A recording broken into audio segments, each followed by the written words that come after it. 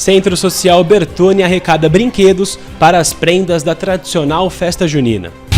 Comissão processante. Durante a terceira reunião, houve vereador Vini Oliveira. E você sabia que a qualidade da água mineral pode ser alterada para melhor no futuro próximo? Confira a pesquisa de doutorado conduzido pela Engenharia de Alimentos da Unicamp no Giro Ambiental.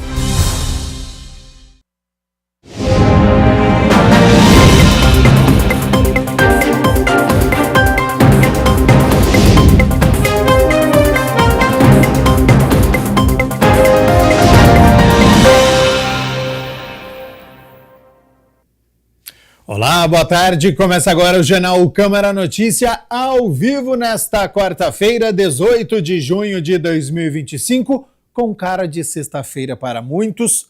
Obrigado pela sua companhia, pela sua audiência. E você pode participar e enviar a sua mensagem para o número do nosso WhatsApp, 19 é o nosso DDD. Para você que é de Campinas e região, pode ir direto no número que já aparece aqui embaixo da sua tela, 978293776, ou você tem a opção de enviar esta mensagem para a gente poder conversar pelo nosso QR Code, apontando a câmera do seu celular para o QR Code que já está aqui embaixo da sua tela. Você já tem acesso ao WhatsApp da TV Câmara Campinas e você pode mandar o seu elogio e uma crítica construtiva, o que você quer assistir aqui no nosso telejornal.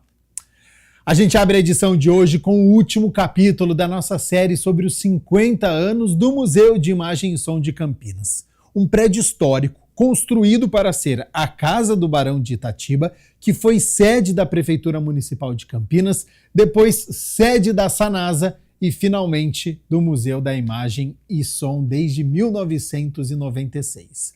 Tombado nas três instâncias, federal, estadual e municipal, o Palácio dos Azulejos deverá receber mais uma etapa de restauro para acolher cada vez mais e melhor as atividades do museu aqui de Campinas.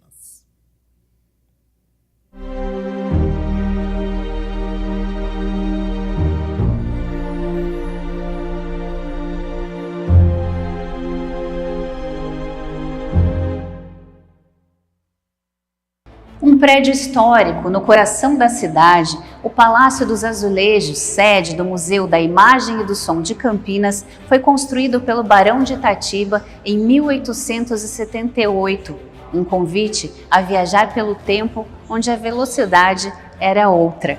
E eu te convido agora para fazer essa viagem junto comigo.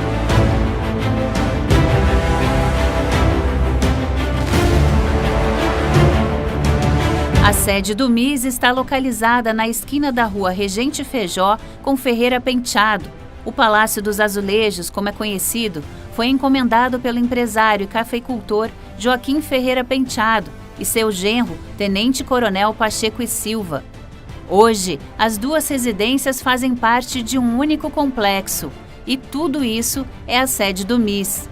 O prédio é construído em taipa de pilão e também alvenaria, e tem lustres, murais, estátuas, uma verdadeira vanguarda para a época. E mesmo sendo um ícone do período cafeicultor, em 1938, quase foi demolido, impedido apenas por um grupo de jornalistas e intelectuais que entenderam que esse prédio tinha uma vocação para ser um museu.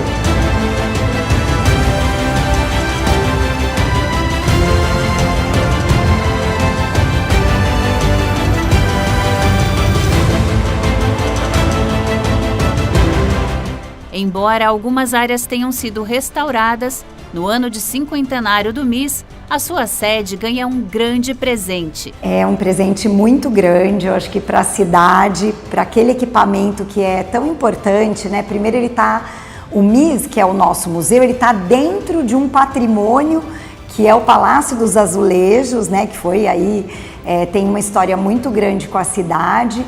Ele é tombado nos três âmbitos, no CONDEPAC, no CONDEFAT e no IFAM.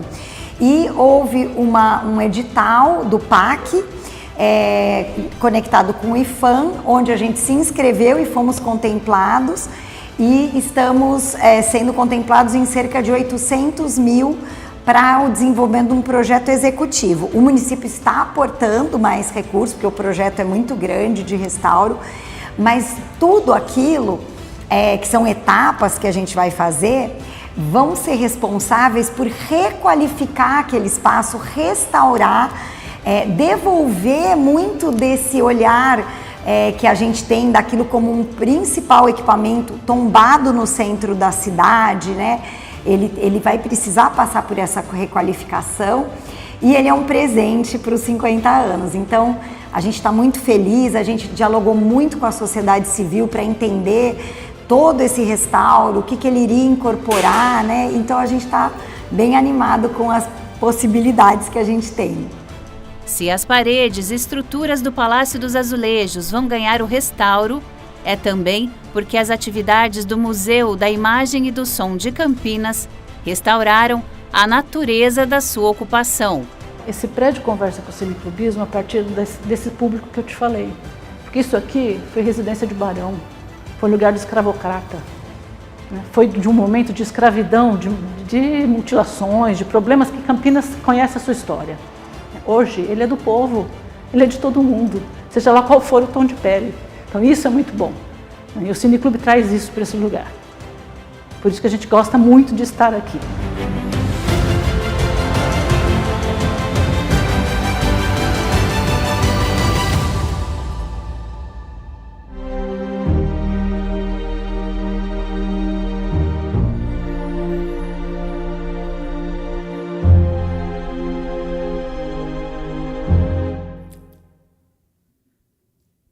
Parabéns à nossa repórter Alexandra Dias e toda a nossa equipe que produziu, né, esta série de reportagens sobre o Museu de Imagem e Som aqui da cidade de Campinas, conhecer mais, né, sobre este patrimônio da nossa cidade.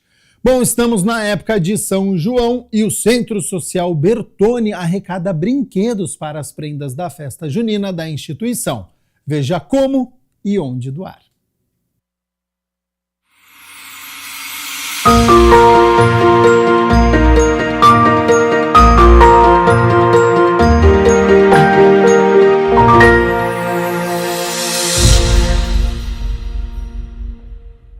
Com 60 anos de atuação na promoção da inclusão social, o Centro Social Bertone, que atende crianças e adolescentes com idades entre 6 e 14 anos, das regiões do Jardim Nova Europa, Vila Campos Sales, Jambeiro, São Martinho e Parque da Figueira 1 e 2 em Campinas, está preparando a tradicional festa junina que vai acontecer no dia 26 de junho. E por isso, conta com a doação de brinquedos para alegrar o dia das 60 crianças atendidas pela instituição. Nós fazemos todos os anos, né, uma festa junina para as nossas crianças, né? Então nós estamos pedindo prendas para que eles possam ganhar nos joguinhos que aqui vamos realizar nessa festa junina. Essas prendas são brinquedos novos ou usados, claro, os brinquedos, né, pelo menos usáveis, né, bons, né, para que eles possam aí nas brincadeiras que nós vamos realizar, poder ganhar esses brinquedos, né. Não vamos aceitar, lógico, brinquedos quebrados, né, material de maquiagem, né, que isso daí não é bom para as crianças, né, e produtos que incentivem aí brincadeiras aí de violência, né, que não é o nosso intuito, pelo contrário, né. E as doações podem ser entregues até quinta-feira, dia 25 de junho, aqui na sede do Centro Social, que fica na Rua Maestro Jaime Lopes Diniz, número 66, no bairro Jardim Nova Europa, de segunda a sexta-feira, das 8 horas da manhã até as 4h30 da tarde.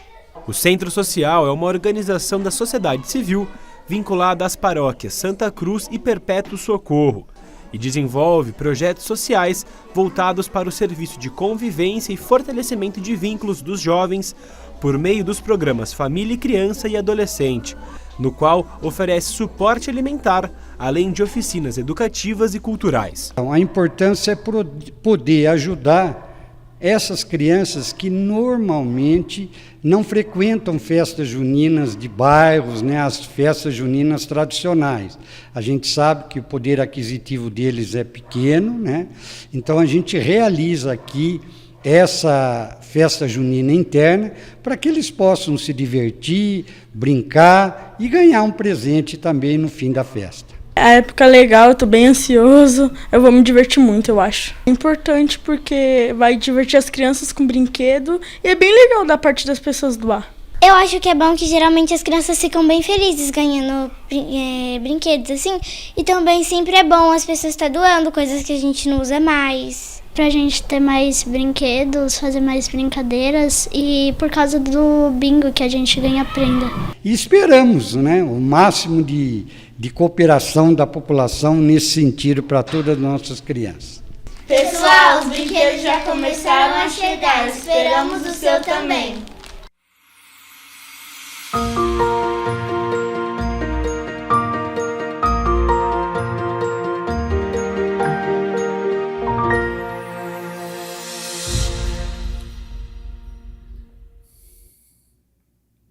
Reforçando aqui então, doações de brinquedos até quarta-feira da próxima semana, dia 25 de junho, portanto até quarta-feira.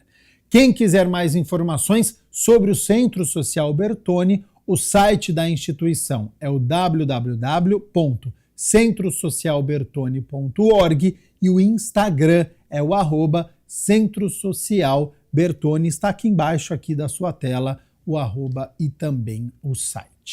Bom, hora das notícias do Legislativo, porque a comissão processante ouviu ontem o vereador Vini Oliveira, que é investigado aqui na Câmara, e testemunhas de defesa. Foi a terceira reunião da comissão processante instaurada na Câmara Municipal de Campinas para apurar fatos praticados pelo vereador Vini Oliveira. Foram ouvidos o parlamentar e também as testemunhas de defesa que foram arroladas no processo. É um fato que aconteceu por eu estar dentro de uma unidade pública de saúde, no exercício de minha função, no primeiro dia de mandato, querendo mostrar serviço à população e uma prestação de contas ao povo e ao meu eleitor que depositou a confiança no meu trabalho.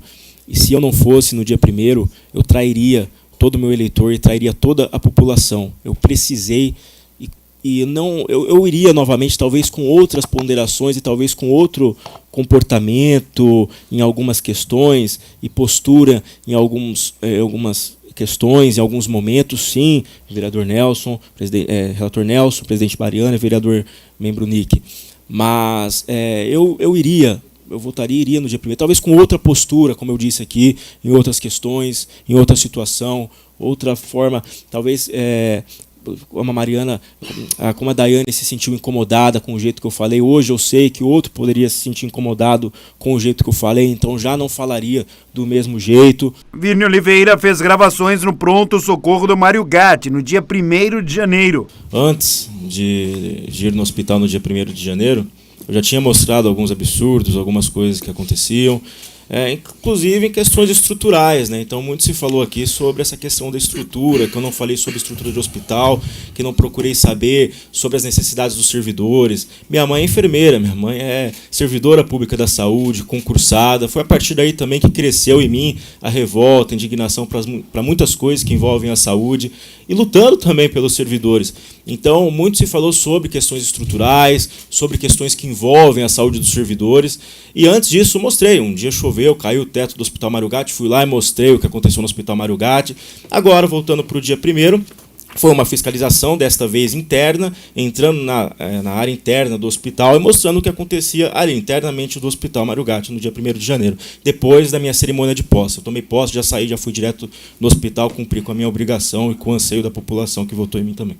A vereadora Mariana Conte, presidente do colegiado, que ainda conta com o relator Nelson Osser e o membro Nick Schneider, reforça que o relatório final poderá recomendar a cassação ou a absolvição do parlamentar e será votado em plenário. Eu entendo que foi esclarecedor dentro das atribuições que nos foi incumbida pela abertura da comissão processante. A comissão processante, ela tem a sua tarefa e a sua muito bem regrada, né, pelo decreto-lei, pelo Código do Processo Penal.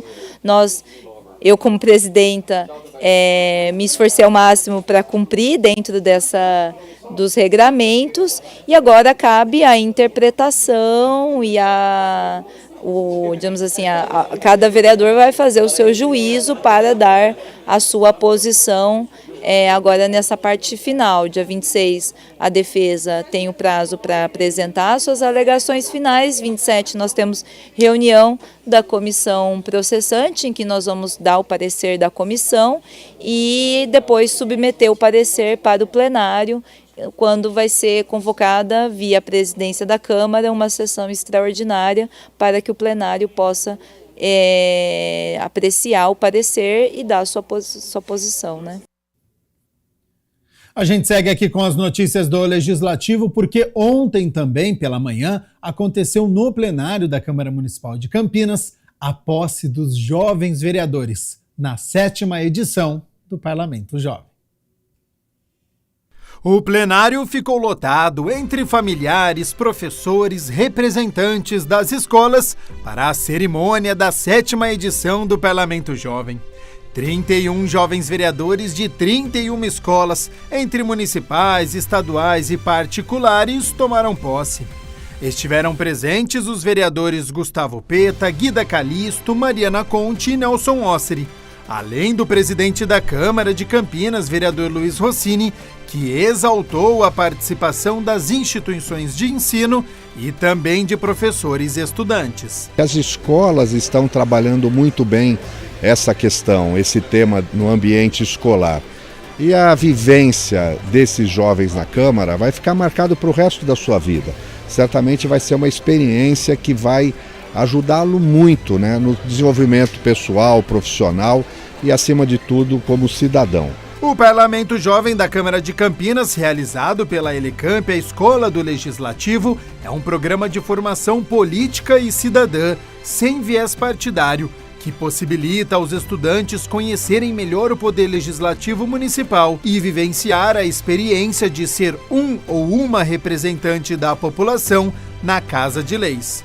E esta 7ª edição conta com novidades. Nessa edição, nós estamos trabalhando por comissões, né? Um trabalho inovador dentro do Parlamento Jovem. Então, as escolas foram divididas para que trabalhem o tema do projeto de lei direcionado a uma temática. Então, nós temos saúde e meio ambiente, educação, acessibilidade, transporte e mobilidade urbana. Então, são 8 temas que vão gerar os projetos de lei escritos coletivamente pelos alunos. E o Parlamento Jovem propicia, então, uma primeira experiência de participação cidadã. Por mais que existam outros espaços, mas aqui ele está sendo, digamos, instruído, ele está sendo formado. Trata-se de uma formação política, então, desse jovem, para que ele possa conhecer como funciona de fato a política da cidade dele e poder participar ativamente, quem sabe aí no futuro, quem sabe ser também candidatos a vereadores. Trabalho de cidadania que na Escola de Ensino Fundamental, professora Violeta Doria Lins, começou no Grêmio Escolar. O Grêmio tem essa ferramenta importante e nós vimos aí a movimentação do Parlamento Jovem, entendemos que também seria uma oportunidade de poder ver como funciona hoje, os estudantes conhecerem todos os processos da Câmara, o que é, os poderes políticos mesmo. A gente inclusive teve aulas que a gente recebeu o vídeo da Câmara, dos professores aqui, dos pedagogos, e pudemos passar nas escolas, mas também aprofundar mais o que é esse sistema político-econômico que a gente vive hoje, o que, para quem está voltado principalmente, onde eles estão vivendo, como é a realidade do próprio bairro, da própria escola, das próprias famílias. E esse processo tem sido importante para a gente poder justamente aguçar nesses jovens a vontade de transformar. E os jovens parlamentares dos outros colégios que tomaram posse aprovaram esta iniciativa de conhecerem o Legislativo Campineiro e discutirem projetos para a cidade. Eu acho que vai ser algo bem legal. Aprender as leis está sendo bem legais, estudar com os professores sobre isso, sobre criar a lei, aprender a escrever um artigo, está sendo, tipo assim, tudo muito mágico, que é algo que eu nunca tinha visto, que eu gostava, mas é bem legal. Eu acho bem interessante esse projeto, justamente para nós que somos o futuro, termos mais contatos sobre o tema e tudo mais.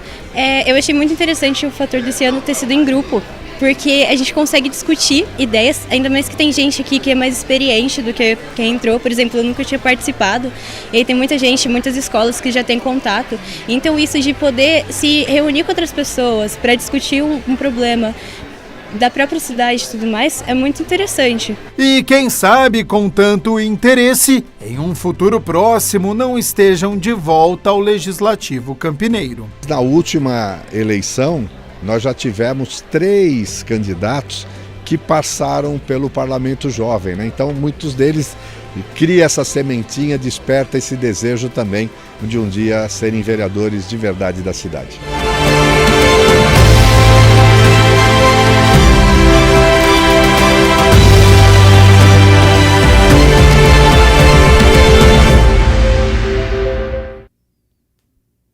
E boa sorte, né, aos jovens vereadores aí do Parlamento Jovem.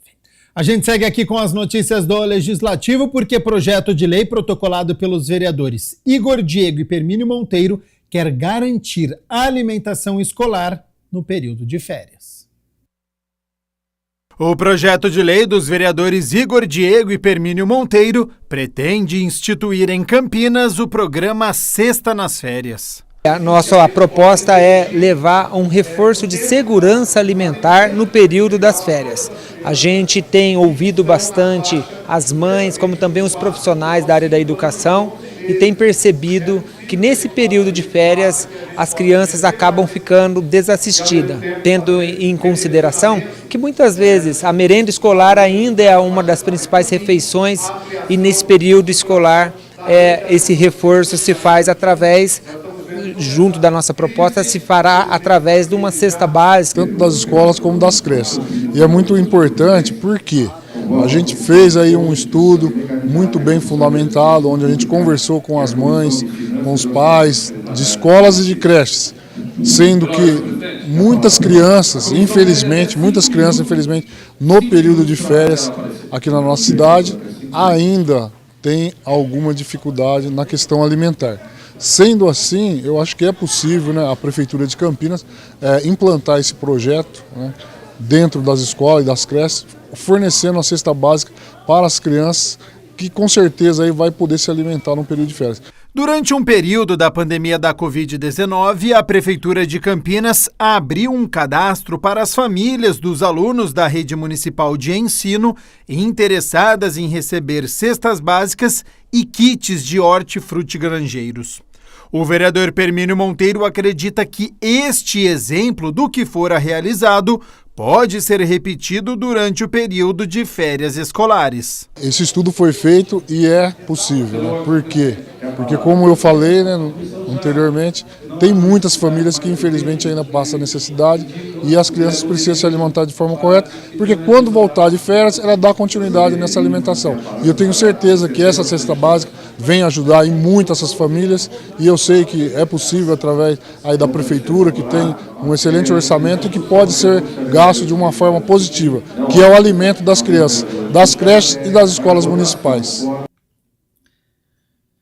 O vereador Herbert Ganem apresentou emenda ao projeto de lei que propõe alterações no Estatuto de Proteção dos Animais de Campinas. Segundo o vereador, a alteração pretende deixar mais claras e justas as regras sobre as penalidades em caso de infrações contra animais domésticos. O vereador Herbert Ganem propôs alterações no Estatuto de Proteção, Defesa e Controle das Populações de Animais Domésticos de Campinas através do projeto de lei ordinária de número 29 de 2025. A gente quer que a penalidade seja mais grave, né? Então a pessoa comete lá maus tratos e acaba que a penalidade é muito branda. Então a gente quer reforçar essa penalidade um pouco maior para as pessoas que cometem o crime contra os animais. Para o vereador, as multas devem ser proporcionais não só ao maltrato, mas também à possibilidade de compensá-lo economicamente. O que a gente está buscando tem pessoas que têm uma condição socioeconômica menor e a outra maior. Acaba que a aplicação é o mesmo para os dois. Tem pessoas que a aplicação da lei tem que ser maior para quem tem mais condições. Tem pessoas lá que têm tem dinheiro, né? Então a pessoa tem que pagar por isso, porque senão fica bem desequilibrado. Então a gente está lutando por isso, para que as multas acompanhem aí como que a pessoa é, né? A socioeconomia. O projeto será avaliado pela mesa diretora para entrar na pauta de votação. Estamos avaliando, nós temos muitos projetos, bastante. E a gente vai colocar aquele em urgência, o que for. Por exemplo, hoje mesmo coloquei em pauta, né, a gente apresentou um projeto para pessoas que cometem crimes contra os animais não possam prestar concurso público. Então a gente está com esse projeto também que a gente está avaliando se coloca em regime de urgência ou não. Também é de autoria do vereador Herbert Ganem o projeto de lei que proíbe cidadãos que cometeram maus tratos a animais de assumir cargos públicos na cidade de Campinas. A pessoa para trabalhar num serviço público, ela vai atender o cidadão ali. Então uma pessoa que tem histórico de violência, seja contra animais, contra idoso, adolescente, não está apto para isso. Já fui concursado na saúde e no social também. A gente, quando recebe uma pessoa ali, tem que atender da melhor forma possível, e pessoas que que cometem violência não têm essa capacidade. Hora de homenagem no Jornal Câmara Notícia com a entrega do diploma de mérito contábil, Dr. Ataliba Amadeu Sevá. Confira como foi. Por iniciativa da mesa diretora, a Câmara de Campinas realizou a 29ª reunião solene do ano para a entrega do diploma de mérito contábil Dr. Ataliba Amadeu Sevá, uma honraria concedida a entidades e profissionais da área contábil e das ciências contábeis. O homenageado foi o contador Otair Marcos Daniele. Durante a solenidade, o vereador Luiz Iabico, que representou a mesa diretora da Câmara, destacou o impacto da trajetória de Marcos no fortalecimento da profissão contábil na região. Esta honraria, portanto, é um tributo que carrega em si não apenas a minha assinatura, não apenas a vontade desta Câmara, mas também o ideal, o espírito e o legado de um homem que dedicou sua vida pública a Campinas e ao reconhecimento de seus grandes talentos. Senhor Otair Marcos Daniele, que esta homenagem não seja um ponto final, mas sim um novo e poderoso impulso para que o senhor continue a inspirar e a deixar sua marca indelével. Seu nome, a partir de hoje, se junta de forma indissociável aos grandes nomes da nossa cidade e seu exemplo será, tenho certeza, o norte luminoso para as novas gerações de contadores que hão de vir. Em nome da Câmara Municipal de Campinas, em nome da cidadania campineira, e com a certeza de estar honrando a memória e o legado do meu querido e inesquecível amigo Antônio Rafu, eu lhe digo com o coração cheio de admiração, meu caro Otair Marcos, muito obrigado e parabéns por esta merecida e brilhante conquista. Que seu legado na contabilidade em Campinas continue a resplandecer e a nos inspirar por muitas e muitas gerações. Com ampla atuação em entidades de classe e sociais, Otair marcou presença como membro e dirigente de importantes organizações. Durante o seu discurso, ele destacou a importância da contabilidade para o desenvolvimento da cidade e agradeceu o reconhecimento do Legislativo Campineiro. Receber esta honraria é um reconhecimento que não apenas me honra pessoalmente, mas também reflete o trabalho coletivo e o apoio de muitos que caminharam ao meu lado. Agradeço profundamente à Câmara Municipal de Campinas, na pessoa de cada vereador, pela aprovação desse título. Esse gesto demonstra o compromisso desta casa com aqueles que, de alguma forma, contribuíram para o bem-estar e o desenvolvimento de nossa comunidade. O trabalho voluntário desperta o senso de responsabilidade social, é uma via de mão dupla, beneficia a sociedade e transforma a vida de quem se envolve. Ele é uma ferramenta poderosa de mudança social e de crescimento humano. Assim sendo, agradeço aos meus amigos contabilistas, aos meus colaboradores, aos meus clientes, à minha esposa Rosângela, que soube entender, apoiar e considerar a minha trajetória, e aos vereadores da Câmara Municipal de Campinas pela outorga dessa honraria. 12:00 mais 30 minutos. Muito obrigado pela sua companhia, pela sua audiência. Estamos ao vivo nesta quarta-feira. A gente segue aqui com o Jornal Câmara Notícia, porque a qualidade da água mineral pode ser alterada para melhor no futuro próximo, a partir de uma pesquisa de doutorado conduzido pela Engenharia de Alimentos da Unicamp. Danilo Moreira Vilas Boas foi o autor do estudo que avalia a presença de micro-organismos na fonte de extração de água e também no entorno. e a influência da temperatura na disseminação desses micróbios é o tema de hoje do nosso quadro. É o Giro Ambiental a partir de agora.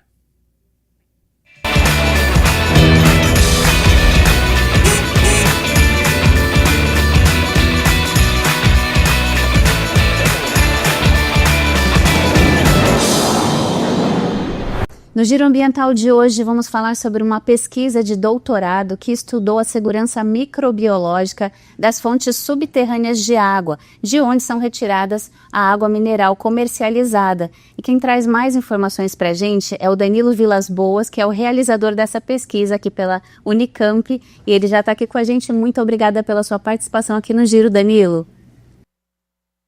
Bom dia, eu te agradeço pelo convite. Danilo, uma pesquisa muito interessante. Eu gostaria que você começasse falando sobre essa segurança microbiológica, porque a gente não imagina que é todo um processo, né, para conseguir a outorga do Estado para comercializar essa água. É feita uma pesquisa de segurança microbiológica para que a empresa consiga comercializar essa água? E de toda a burocracia por trás da comercialização da extração, comercialização da água mineral. E as empresas elas precisam seguir todo esse protocolo até conseguirem a autorização para fazer essa extração e posteriormente a comercialização. Então, no momento que o poço é identificado, existem uma série de análises que precisam ser realizadas, tanto para caracterizar aquela água mineral, né, com as propriedades minerais que aquela água vai ter, como para verificar a segurança microbiológica daquela água. E mesmo assim, depois que esse poço é liberado, que a empresa tem autorização, por lei, ela é obrigada a fazer periodicamente análises de monitoramento dessa qualidade da água. E você, sendo farmacêutico, né, realizou essa pesquisa pela Engenharia de Alimentos da Unicamp. E o que te motivou aí para esse tema, Danilo? Então, o nosso grupo de pesquisa ali, que é coordenado pelo professor Anderson, já havia feito uma pesquisa anterior em que eles consideraram a água mineral como produto já pronto para o consumo, né? Produto final, como a gente vê nas prateleiras dos supermercados. Então, essa pesquisa evidenciou que ali haviam contaminações microbiológicas, muitas vezes por micro-organismos que não são preconizados pela legislação vigente. Então, como a água mineral é uma água que não passa por nenhum tipo de tratamento até o momento do consumo, nós ficamos curiosos de descobrir se essa contaminação vem desde a fonte ou se seria uma coisa de vida de prateleira ou do processo industrial, do envasamento da água. Então, a nossa ideia foi investigar a qualidade dessa água direto da fonte. E aí vocês fizeram uma amostragem, né, de 10 poços. Isso foi só numa cidade? Como vocês pensaram isso, Danilo? Então, como vocês podem imaginar, existe uma dificuldade em acessar essas indústrias, né? Elas não é um processo fácil, até porque eles preservam bastante essas fontes de água. Existe todo um cuidado em torno dessas fontes. Então, nós conseguimos essa parceria com essa empresa que nos permitiu acesso a 10 poços. Esses 10 poços estão localizados localizados em São Paulo e em Minas Gerais. 2 cidades de São Paulo e uma de Minas Gerais. Os micro-organismos, né, eles foram comuns em todos os poços? Não, isso é um ponto muito interessante sobre a água mineral. Como a gente sabe, existem diversos tipos de água mineral, né? Porque a água ela vai adquirir as suas características de acordo com a geologia do poço, né? De onde ela está sendo extraída. E isso também está intimamente relacionado com a qualidade microbiológica dela. Como ela não existe nenhuma barreira física que separe a água ali no subterrâneo do ambiente em torno, a comunidade microbiana de um poço para o outro é bastante diversa.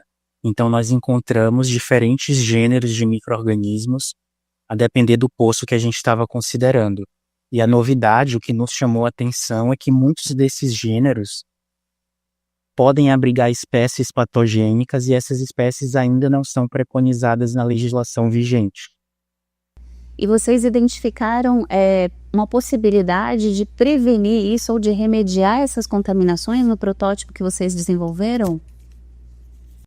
Sim, então uma outra parte do estudo, né, a primeira parte foi fazer esse diagnóstico, verificar o que é que a gente encontrava nessas fontes, e as outras partes do estudo elas foram conduzidas para propor medidas, verificar como que nós podemos prevenir essas contaminações, né? Então nós utilizamos da metodologia de microbiologia preditiva para que nós pudéssemos prever, né, como o próprio nome diz, prever como certos micro-organismos se comportariam a determinadas temperaturas e, de alguma forma, pensar em como manipular isso nos poços, né, de forma a evitar o desenvolvimento dessas bactérias.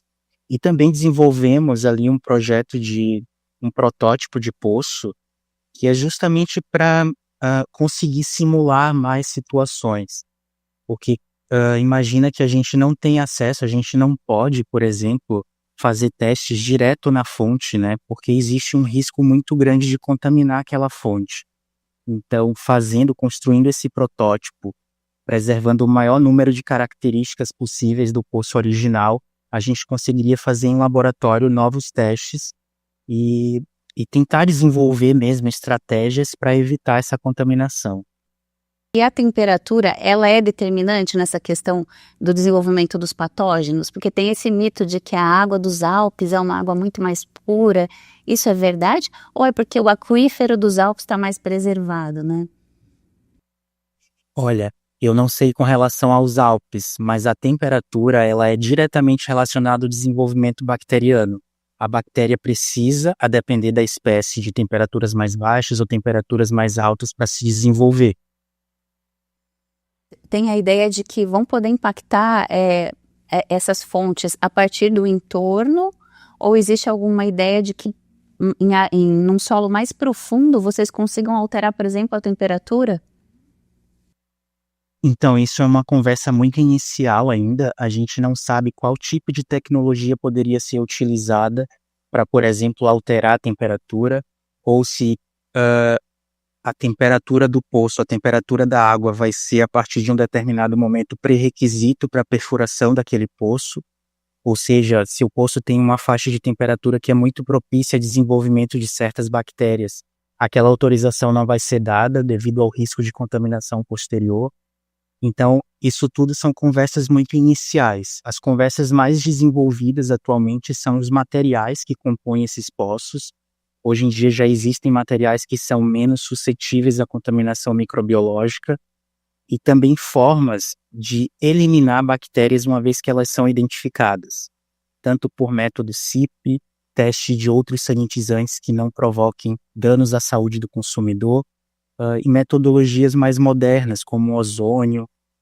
São coisas que a gente tem conversado assim com mais frequência, né? A ciência tem conversado com mais frequência, realizado mais testes. Então tem muito trabalho pela frente, por isso que você já vai engatar um pós-doc aí, né, Danilo? Sim. A gente tem muita coisa para descobrir ainda e o pós-doutorado vai por esse caminho, com certeza. Maravilhoso, super interessante esse estudo, né? Eu já quero agradecer demais a sua presença em trazer essas informações para a gente. Com certeza vai impactar a saúde pública, né? Ao longo dos anos. E eu queria que você deixasse um @ para a gente acompanhar os trabalhos, o seu trabalho. Claro, quem tiver qualquer interesse em conversar, eu estou disponível. Pode me chamar ali no Instagram, que é o @DaniloMVB. Danilo, mais uma vez, então, muito obrigada e sucesso aí na pesquisa. Eu que agradeço a oportunidade. Um bom dia para vocês. Muito obrigada. E para você que nos assiste, continue com a gente, porque agora é hora daquele giro ambiental pelas curiosidades do Brasil e do mundo. O Brasil sediará a 15ª Conferência da Convenção sobre a Conservação de Espécies Migratórias de Animais Silvestres, COP15, em Campo Grande, no Mato Grosso, de 23 a 29 de março de 2026. Líderes globais discutirão a revisão do Tratado de Conservação da Vida Selvagem e irão propor soluções para proteger espécies migratórias ameaçadas, como baleias, tubarões, aves e tartarugas, e melhorar a conectividade ecológica. Amy Frankel, do PNUMA ressalta a importância do evento ocorrer em um país mega diverso como o Brasil para fortalecer a cooperação internacional e implementar ações transformadoras em face das pressões sem precedentes sobre esses animais.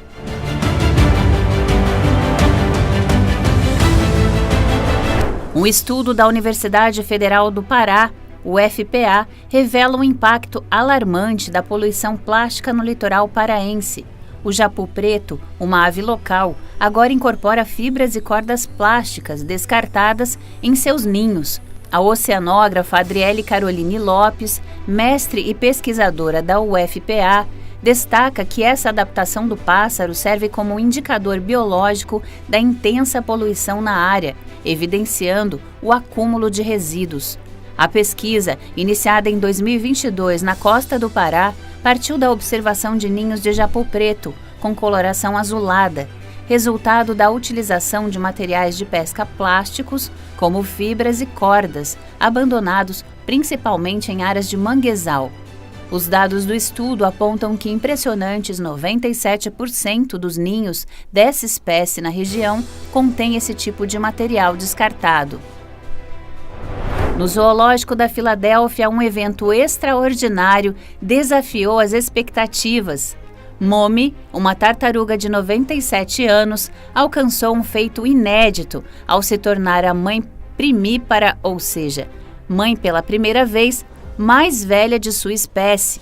Ela deu à luz a 4 filhotes da rara tartaruga das Galápagos de Santa Cruz Ocidental. Esse acontecimento representa não só um triunfo individual para a Momi, como também um avanço significativo nos esforços de conservação de uma das espécies mais vulneráveis do mundo.